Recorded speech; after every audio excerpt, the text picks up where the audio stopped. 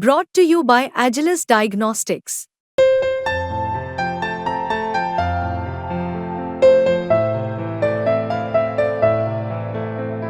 Agilus Diagnostics.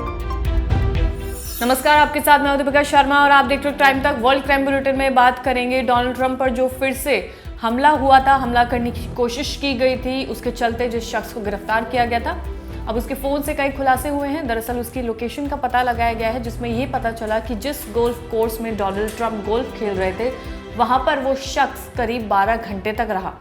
वो Donald Trump के आने का इंतज़ार कर रहा था, वो काफ़ी देर तक वहीं पर रुका। फ़ोन की लोकेशन से इस बात का पता चला है।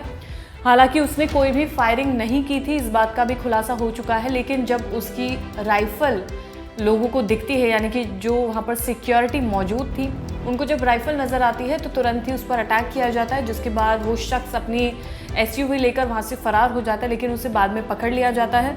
संदिग्ध ने लगभग 12 घंटे तक गोल्फ कोर्स की झाड़ियों में छिपकर ट्रंप के आने का इंतजार किया। रिपोर्ट के मुताबिक FBI के स्पेशल एजेंट ने कहा कि संदिग्ध रविवार रात 12 बजे से लेकर रविवार दोपहर 1:30 तक गोल्फ क्लब में ही था। ट्रंप के गोल्फ क्लब पहुंचने के बाद उनकी सुरक्षा में लगे सीक्रेट सर्विस एजेंट्स को झाड़ियों के में संदिग्ध छिपा दिखाई दिया। उसकी बंदूक का निशाना गोल्फ कोर्स की तरफ था। फिर वो शख्स, जैसे ही एजेंट्स ने उस पर फायरिंग की, वो अपनी ब्लैक SUV लेकर वहां से भाग गया। गोल्फ कोर्स से 60 किलोमीटर दूर हाईवे पर उसको गिरफ्तार कर लिया गया। अमेरिकी सीक्रेट सर्विस ने कहा कि संदिग्ध ने ट्रंप पर कोई गोली नहीं चलाई थी। उन्होंने कहा कि एजेंट्स ने बंदूक की नली देखकर उसके बाद गोली चला दी थी, यानी कि इस प्रोटोकॉल में, क्योंकि सुरक्षा बेहद ही अहम थी। जब वहां पर उस शख्स को देखा गया राइफल के साथ, उसका निशाना गोल्फ कोर्स की तरफ था, जहां पर पूर्व राष्ट्रपति डोनाल्ड ट्रंप अपना गोल्फ खेल रहे थे।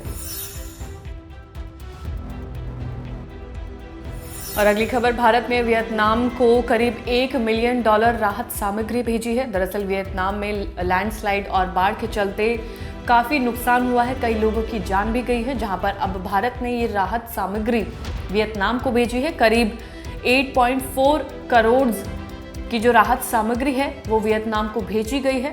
उसमें कई ऐसे सारे सामान हैं जो उनके इस्तेमाल में आ सकते हैं। इस ऑपरेशन के तहत भारत ने वाटर फिल्टर, पानी के कंटेनर, कंबल, बर्तन और सोलर लैंप जैसी 35 टन की राहत सामग्री भेजी है। भारत ने इसे ऑपरेशन सद्भाव नाम दिया है। इस सामग्री को रविवार रात वायुसेना के C-17 विमान से भेजा गया है। तूफान यागी से वियतनाम में हुए नुकसान के बाद प्रधानमंत्री मोदी और विदेश मंत्री S जयशंकर ने वियतनाम के लोगों के प्रति सहानुभूति व्यक्त की है। वियतनाम के अलावा भारत ने यागी से प्रभावित म्यांमार और लाओस को भी राहत सामग्री भेजी है। विदेश मंत्री S जयशंकर ने इसकी जानकारी X पर पोस्ट करके की है। वियतनाम में तूफान यागी के चलते आई बाढ़ और भूस्खलन की वजह से 200 से ज़्यादा लोगों को अपनी जान गंवानी पड़ी है, जिसके बाद राहत सामग्री भारत की तरफ से वियतनाम भेजी गई है। और अगली खबर पाकिस्तान से आई है। पाकिस्तान के स्वात में पुलिस स्टेशन पर आतंकवादियों ने हमला किया है, और ये हमला PUBG गेम, आप लोगों ने सुना होगा, उसके तरीके को कॉपी करके किया गया है।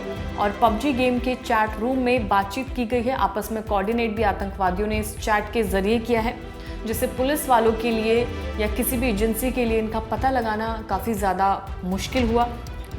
पुलिस के लिए उनके बारे में जानकारी निकालना मुश्किल हो गया। आतंकवादियों ने इस वीडियो गेम का इस्तेमाल करके पुलिस को चकमा दे दिया और आसानी से अपना हमला करने की योजना बना ली। वीडियो गेम PUBG में इस्तेमाल होने वाले तरीके का इस्तेमाल किया गया। 28 अगस्त को स्वात में एक पुलिस स्टेशन पर हमला हुआ। इस हमले में एक पुलिस वाले की मौत हुई और 2 पुलिस वाले घायल हुए। पुलिस ने इस हमले की जांच शुरू कर दी है।